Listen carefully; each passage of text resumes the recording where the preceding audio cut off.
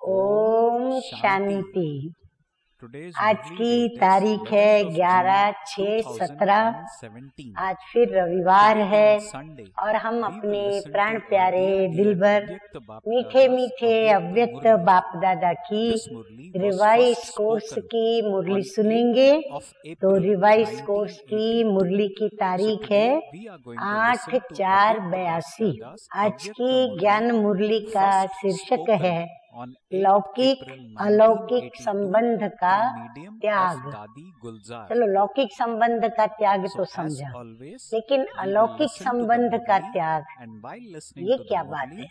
आइए सुनते हैं मीठे मीठे बाप दादा ने कौन से राज हमको आज समझाए हैं। तो मीठे मीठे बाप दादा कहते हैं कि आज बाप दादा अपने महादानी वरदानी विशेष आत्माओं को देख रहे हैं। महादानी वरदानी बनने का आधार है महात्यागी। अभी बाबा ने शुरुआती वहां से की कि जो महात्यागी बनते हैं वही वरदानी और महादानी बनते हैं। महात्यागी बनने के बिगर महादानी वरदानी नहीं बन सकते। महादानी अर्थात मिले हुए खजाने बिना स्वार्थ के सर्व आत्माओं के प्रति देने वाले निस्वार्थी। जो निस्वार्थ त्याग करता है अर्थात स्वयं का भी न सोच के दूसरों को जो देता है, दानी बनता है, वो वरदानी और महादानी कहलाता है, क्योंकि वो निस्वार्थ सेवा करता है। स्व के स्वार्थ से परे आत्मा ही महादानी बन सकती है। वरदानी सदा स्वयं में गुणों, शक्तियों और ज्ञान के खजाने से संपन्न आत्मा सदा सर्व आत्माओं के प्रति श्रेष्ठ शुभ भावना तथा सर्व का कल्याण हो, ऐसी श्रेष्ठ कामना रखने वाली रूहानी रहम दिल, फ्रॉक दिल, ऐसी आत्मा ही वरदानी बन सकती है। तो बाबा ने वरदानी जो होगा उनके लक्षण क्या होंगे वो बाबा ने बताया। तो एक तो वो स्वार्थ से परे होगी और महादानी कहलाएगी। दूसरा, सदा स्वयं में वो गुणों में संपन्न, शक्तियों में संपन्न और ज्ञान के खजानों से भी वो संपन्न होगी। फिर उसकी मनसा वृत्ति कैसी होगी? सभी के प्रति श्रेष्ठ और शुभ भावना से भरी हुई होगी। और फिर सिर्फ स्व कल्याण में वो व्यस्त नहीं रहती, वो सर्व का कल्याण करती। ऐसी श्रेष्ठ उनकी कामनाएं रहती हैं कि मैं सेवा करूं तो ऐसे मेरी सेवा हो। तो ऐसी रूहानी रहम दिल, जिसका फिर ये विशेष गुण होगा कि उनको सभी के प्रति रहम की दृष्टि होगी। फिर फ्रॉक दिल यानी विशाल दिल वाली ऐसी आत्मा वरदानी बन सकती है, जो कहीं भी किसी भी प्रकार से लेने की भावना नहीं रखती है, लेकिन देना ही देना जिसका कर्तव्य, धर्म, फर्ज, गुण, स्वभाव और संस्कार है, वही वरदानी बन सकती है। आगे बाबा कहते हैं कि इसके लिए क्या करना पड़े? ऐसा महादानी वरदानी, ये जो 9-10 विशेष लक्षण बाबा ने सुनाए, ऐसा बनने के लिए बाबा कहते हैं कि महात्यागी बनना आवश्यक है। अब त्याग की परिभाषा भी सुनाई है कि पहला त्याग है अपने देह की स्मृति का त्याग। पहले तो बाबा ने ये पाठ पक्का कराया कि मैं ज्योति बिंदु आत्मा परम पिता परमात्मा की संतान हूँ। तो एक तो अपनी देह की स्मृति का त्याग, दूसरा देह के संबंध का त्याग। देह से जुड़े हुए माता पिता, भाई बहन, चाचा मामा नाना दादा कितने संबंध है उनका भी त्याग। देह के संबंध में फिर पहली बात कर्मेंद्रियों के संबंध से भी सुनाई, क्योंकि 24 घंटे का समय इन कर्मेंद्रियों के साथ है।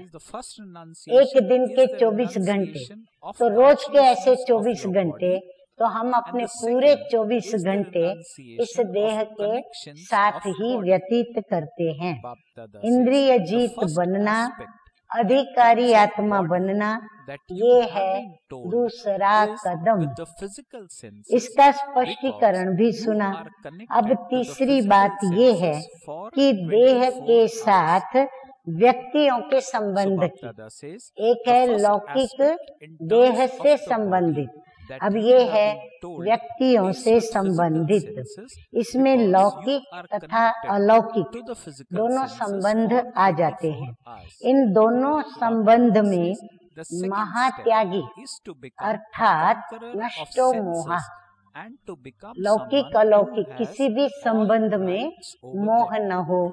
नष्टो मोहा की फिर निशानी क्या, कैसे हम समझें कि मैं नष्टो मोहा दोनों रीति से हूँ या नहीं? तो दोनों संबंधों में न किसी में घृणा होगी, चाहे लौकिक हो चाहे अलौकिक, किसी के प्रति घृणा भाव नहीं, न किसी में लगाव या झुकाव होगा, वो भी नहीं होगा। अगर किसी से घृणा है तो उस आत्मा के अवगुण व आपके दिल पसंद कर्म न करने वाले कर्म बार बार आपकी बुद्धि को विचलित करेंगे। हाँ, और ये तो प्रत्येक मनुष्य आत्मा को रोज के अनेक अनुभव होते रहते हैं कि जैसा वो चाहते हैं कर्म, उनसे अपेक्षा रहती है कि वो व्यक्ति कर्म करे, ऐसा वो नहीं करती, बार बार कहना पड़ता। तो जो ऐसे बार बार कहलवाते हैं तो वो क्या करेंगे? वो नेचुरली हमारी स्थिति को डावाडोल करेंगे। तो बाबा कहते बुद्धि को वो विचलित करते हैं, न चाहते भी संकल्प में, बोल में और स्वप्न में भी उसी का उल्टा चिंतन स्वतः ही चलेगा। इतना उसका प्रभाव पड़ता है। बाबा कहते हैं संकल्प में भी वही बात चलेगी कि उसको ऐसे बोला किया नहीं, ये बोला ये नहीं किया, वो बोला ऐसा नहीं किया। फिर बोल में भी वो बात आती है, ऐसे करते हो वैसे करते हो, फरियादें फरियादें फरियादें। फिर स्वप्न भी उनके ही आते रहते उल्टे सुनते। तो बाबा कहते फिर उसका भी चिंतन चलता रहेगा। याद बाप को करेंगे और सामने आएगी वो आत्मा। इतना देखो विचलित कर देते हैं कि बाप की जगह वो व्यक्ति स्थान पकड़ लेती है। जैसे दिल के झुकाव में लगाव वाली आत्मा न चाहते भी अपनी तरफ आकर्षित कर ही लेती है। वो गुण और स्नेह के रूप में बुद्धि को आकर्षित करती है, रॉयल रूप से हमको आकर्षित करती है कि बहुत गुणवान है, इसमें ये विशेषता है, इसके अंदर ये बहुत हमको स्नेह करने वाली स्नेही आत्मा है। तो वो बुद्धि को रॉयल्टी से आकर्षित करती। और घृणा वाली आत्मा स्वार्थ की पूर्ति न होने के कारण स्वार्थ बुद्धि को विचलित करता है। फिर वो हमारा स्वार्थ जो हमें उनसे अपेक्षा है वो पूर्ण नहीं होती, तो वो फिर हमारी बुद्धि को विचलित करती। जब तक स्वार्थ पूरा नहीं होता तब तक उस आत्मा के साथ विरोधी संकल्प व कर्म का हिसाब समाप्त नहीं होता। कि घृणा का बीज क्या है? घृणा का बीज है स्वार्थ का रॉयल स्वरूप। अब हमारा अपना स्वार्थ, तो स्वार्थी जो होता है वो सदा चाहता रहता है, उसको खुद के लिए चाहिए। तो स्वार्थ का रॉयल स्वरूप है चाहिए, इसको ये करना चाहिए, ये नहीं करना चाहिए, ये होना चाहिए।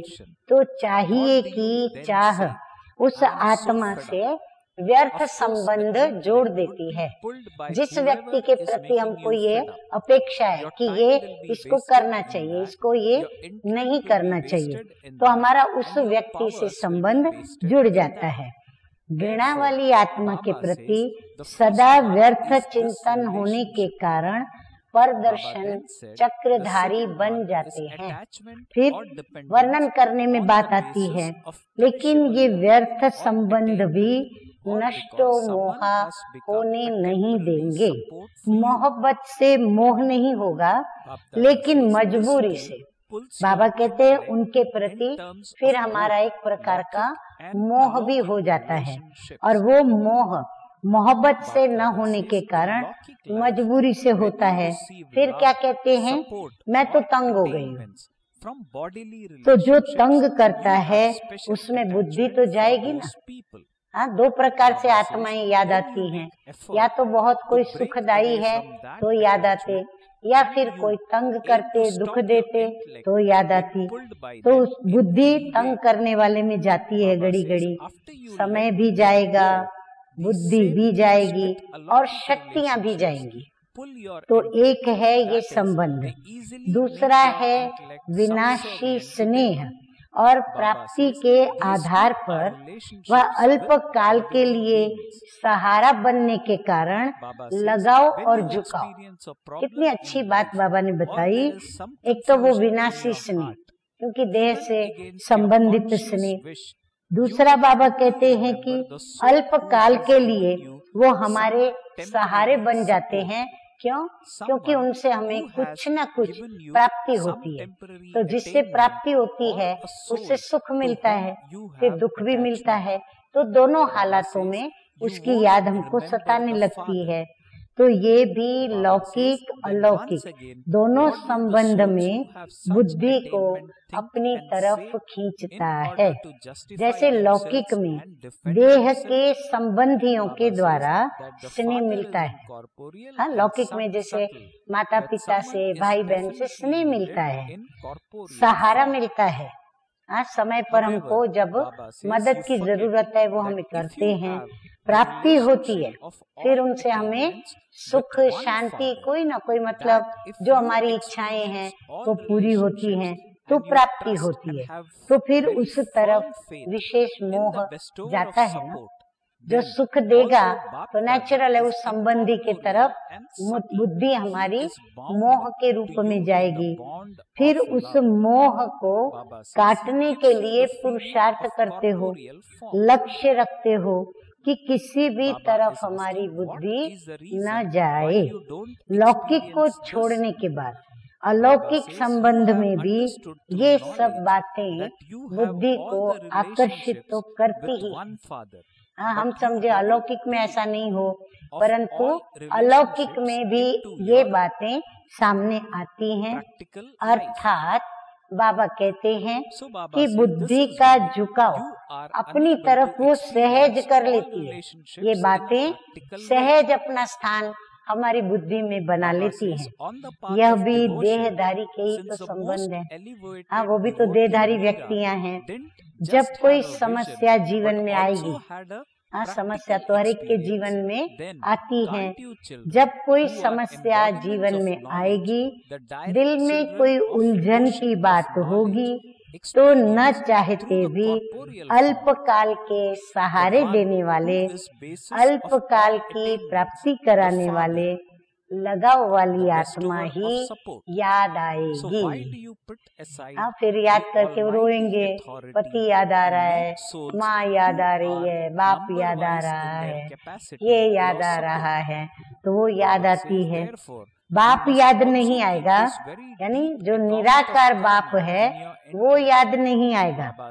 फिर से ऐसे लगाव लगाने वाली आत्माएं अपने आप को बचाने के लिए व अपने को राइट सिद्ध करने के लिए, अभी वंडर देखो, एक तरफ लगाव झुकाव में, देह के संबंधों की याद में बाप को भूली हुई, फिर वो क्या करती हैं, अपने को बचाने के लिए, अपने को राइट सिद्ध करने के लिए क्या सोचती और क्या बोलती हैं कि बाप तो निराकार और आकार है ना, साकार में कुछ चाहिए जरूर, साकार में तो कोई साथी चाहिए, सहारा चाहिए, साकार में तो चाहिए जरूर, लेकिन ये भूल जाती हैं अगर एक बाप से सर्व प्राप्ति का संबंध, सर्व संबंधों का अनुभव और सदा सहारा, सदा सहारे दाता, यानी सदा सहारा देने वाला दाता, अगर हमारा अटल विश्वास है, निश्चय है, तो बाप दादा निराकार आकार होते भी स्नेह के बंधन में बांधे हुए हैं। बाबा कहते आप याद करेंगे, बाबा हाजिर हो जाएगा, क्योंकि बच्चों के स्नेह के बंधन में वो बंधा हुआ है तो खींचा हुआ चला आता है। साकार रूप की भी भाषणा देते हैं। नॉलेज द्वारा ये समझा है कि सर्व संबंध एक बाप से रखने हैं, लेकिन जीवन में सर्व संबंधों को नहीं लाया है। बाबा कहते हैं क्यों लोग देहधारियों की आकर्षण होती, क्यों लगाव झुकाव होता, क्यों उनके साथ चाहिए वाली बात होती, क्योंकि जीवन में सर्व संबंध एक परम पिता परमात्मा बाप से ये धारणा प्रैक्टिकल में नहीं लाई है। इसीलिए साक्षात सर्व संबंधों की अनुभूति भी नहीं कर पाते हैं।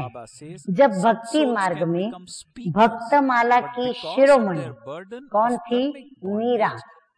मीरा को भी साक्षात्कार नहीं, लेकिन साक्षात अनुभव हुआ। बाबा ये मिसाल दे रहे हैं कि मीरा को साक्षात्कार नहीं हुआ।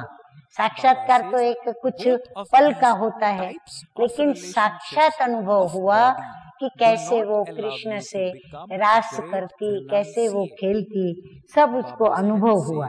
तो क्या ज्ञान सागर के डायरेक्ट ज्ञान स्वरूप बच्चों को साकार रूप में सर्व प्राप्ति के आधार मूर्त सदा सहारे दाता बाप का अनुभव नहीं हो सकता? बाबा प्रश्न पूछ के हमें सिद्ध करके बताते हैं। जब भक्ति मार्ग में भगवान का परिचय नहीं, फिर भी बाबा उनके आगे साक्षात अनुभव कराते, तो हम तो अभी डायरेक्ट बच्चे हैं, तो क्या हमें अनुभव नहीं हो सकता? तो फिर सर्वशक्तिमान को छोड़ यथाशक्ति आत्माओं का सहारा क्यों लेते हो? वो आत्माएं तो यथाशक्ति मदद करेंगी, लेकिन सर्वशक्तिमान बाप तो सदा मदद करेंगे। यह भी एक गुह्य कर्मों का हिसाब बुद्धि में रखो। बाबा कहते हैं इसमें भी बड़ा गुह्य राज है, गुह्य हिसाब बनता है। जितना हम लौकिक का सहारा लेंगे, साथ लेंगे, उतना हमें पारलौकिक बाप से प्राप्त नहीं होता। कर्मों का हिसाब कितना गुह्य है, इसको जानो। किसी भी आत्मा द्वारा अल्पकाल का सहारा लेते हो, वह प्राप्ति का उसको आधार बनाते हो, तो उसी आत्मा के तरफ बुद्धि का झुकाव होने के कारण कर्मातीत बनने के बजाय कर्मों का बंधन बन जाता है। हिसाब किताब फिर भोगना के, दुख शांति के बंधन बन जाते हैं। एक ने दिया, दूसरे ने लिया। हाँ, उसने दिया, सहारा दिया, जो भी उनको चाहिए वो दिया। तो एक ने दिया और लेने वाले ने भी लिया, तो आत्मा का आत्मा से लेन देन हुई। तो लेन देन का हिसाब बना, वह समाप्त हुआ, बन गया ना उनसे हिसाब किताब।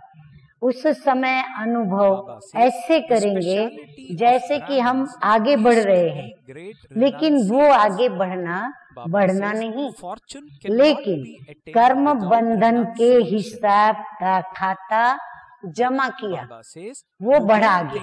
रिजल्ट क्या होगी? सोच लें। कर्म बंधनी आत्मा बाप से संबंध का अनुभव नहीं कर सकेगी। संबंध क्या त्याग करे तो वो अनुभव करे। कर्म बंधन के बोझ वाली आत्मा याद की यात्रा में संपूर्ण स्थिति का अनुभव नहीं कर सकेगी। वो याद की सब्जेक्ट में सदा कमजोर होगी।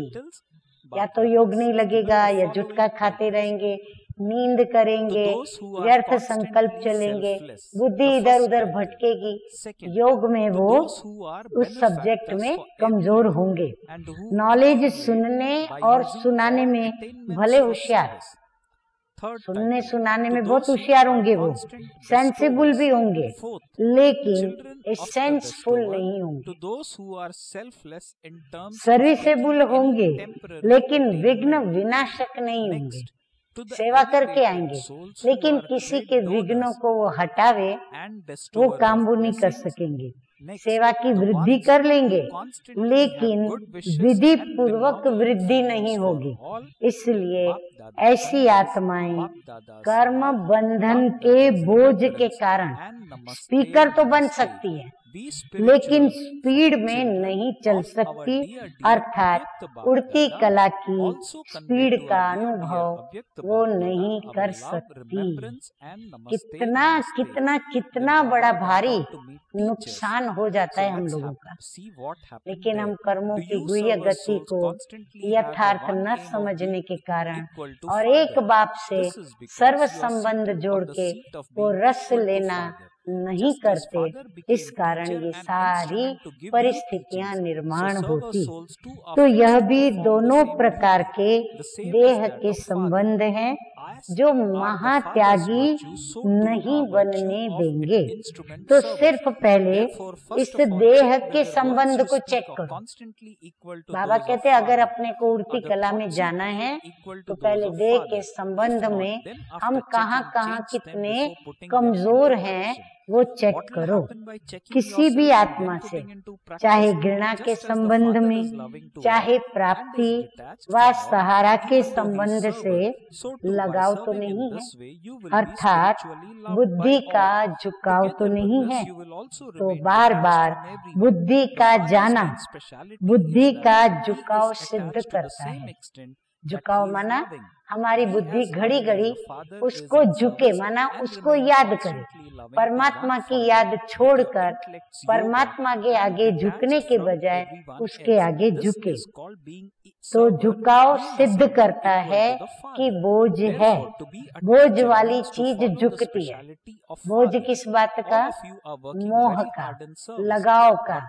जो चाहिए चाहिए किया, उनसे मिला, अल्पकाल का सहारा लिया, ये सारे बोझ बन जाते हैं और वो हमारी बुद्धि को झुकाते हैं। तो यह भी कर्मों का बोझ बनता है।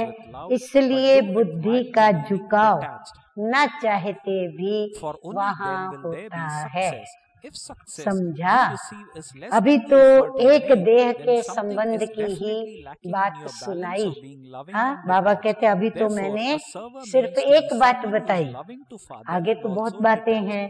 तो अपने आप से पूछो कि देह के संबंध का त्याग किया व लौकिक से त्याग कर अलौकिक में जोड़ लिया। कर्मातीत बनने वाली आत्माएं इस कर्म के बंधन का भी त्याग करो। स्पष्ट बाबा बता रहे हैं। तो ब्राह्मणों के लिए इस संबंध का त्याग ही त्याग है। तो समझा त्याग की परिभाषा क्या है? अभी और आगे सुनाएंगे। ये त्याग का सप्ताह कोर्स चल रहा है। पहले एक बताया देह अभिमान, फिर बाबा ने दूसरा बताया देह के संबंध का त्याग। आज का पाठ पक्का हुआ। ब्राह्मणों की विशेषता है ही महात्यागी, और ये विशेषता आनी ही चाहिए हमारे में, तो हम ब्राह्मण कहलाने के सच्चे हकदार। त्याग के बिना भाग्य नहीं पा सकते। ऐसे तो नहीं समझते कि ब्रह्मा कुमार कुमारी हो गए तो त्याग हो गया। ब्रह्मा कुमार ब्रह्मा कुमारी के लिए त्याग की परिभाषा गुह्य हो जाती है। समझा?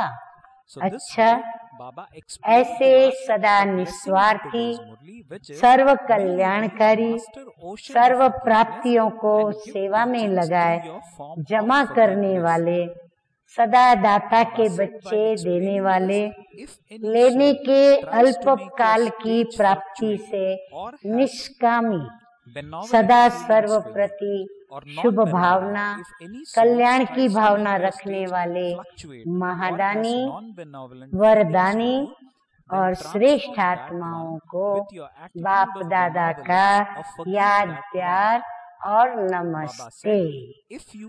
हम रूहानी बच्चों का रूहानी बाप दादा को याद, प्यार, गुड मॉर्निंग और नमस्ते नमस्ते। अभी हम क्या सुनेंगे? वरदान और स्लोगन।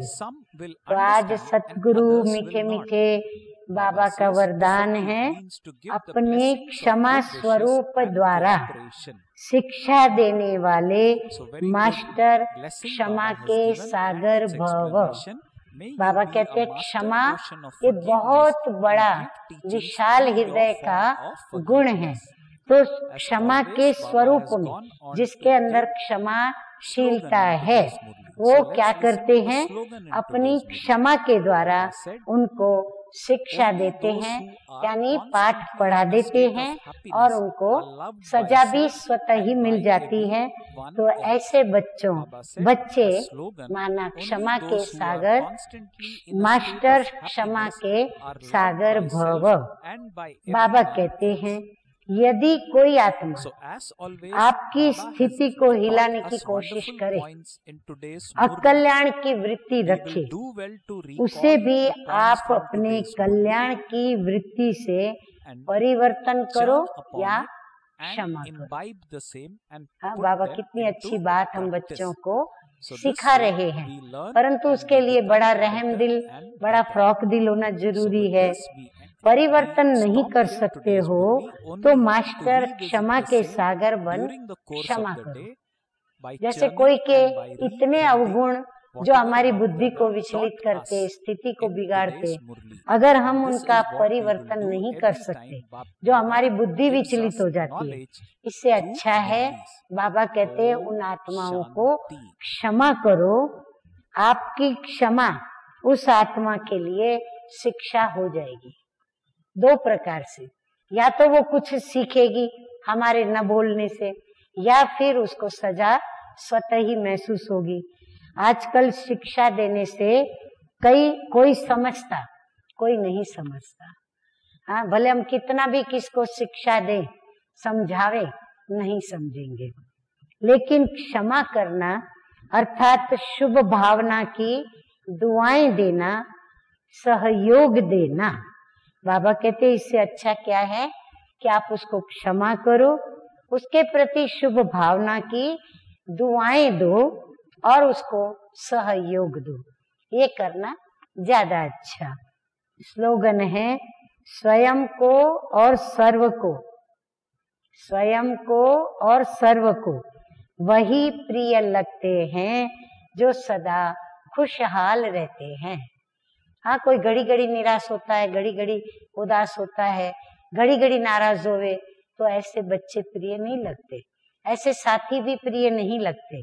कौन प्रिय लगते हैं? जो सदा इन बातों को पास करते हैं और इन बातों से अपनी स्थिति बुद्धि विचलित नहीं करते पर खुश रहते। तो ऐसों पर बाबा कहते हैं सर्व का प्यार रहता है और वही सर्व प्रिय बनते हैं और लगते हैं। अच्छा, ओम शांति।